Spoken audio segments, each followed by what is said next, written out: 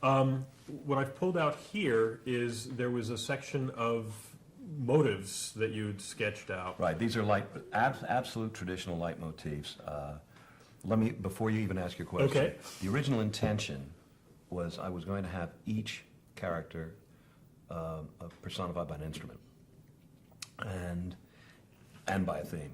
So this is literally my master sheet. You notice how neatly this is written, even though it's got some erasures. It's because this is a compilation of things I worked out on other sheets. And this is my master list with each character notated at the left hand or over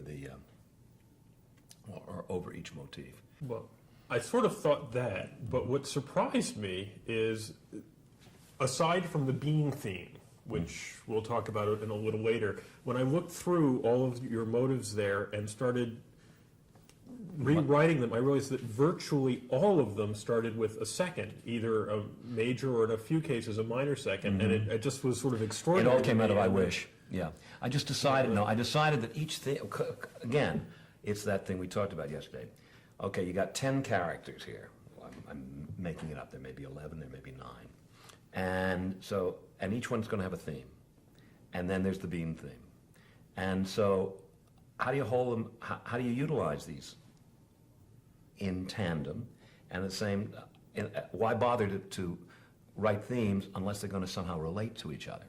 And I found the most useful motive, although it's used mostly in accompaniment, to be the one that Jack's mother sings, da-dum ba-dum ba-dum ba-dum ba-dum ba-dum ba-dum ba-dum ba-dum ba-dum, which relates, of course, to the title tune. Da-da-da-dum da-dum da-dum da-dum da-dum da-dum. They're all, they all have little echoes of each other.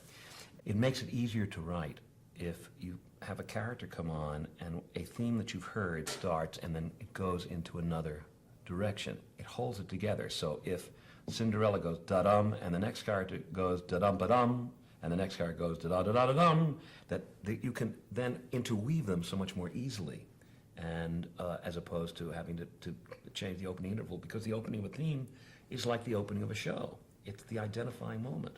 Is how the notes start, Do you remember why a second? Why not a fourth? Why not a fifth? How would you say I wish?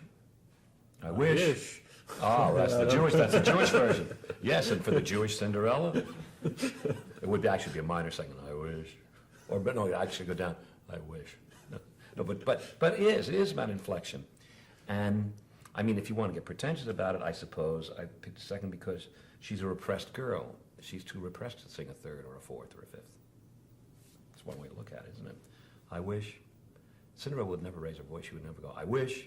That's raising. But in a way, then, Cinderella's the key character, not the baker. Begins and ends. No, it's no. Everybody in the show has a wish. Wishing is the key character.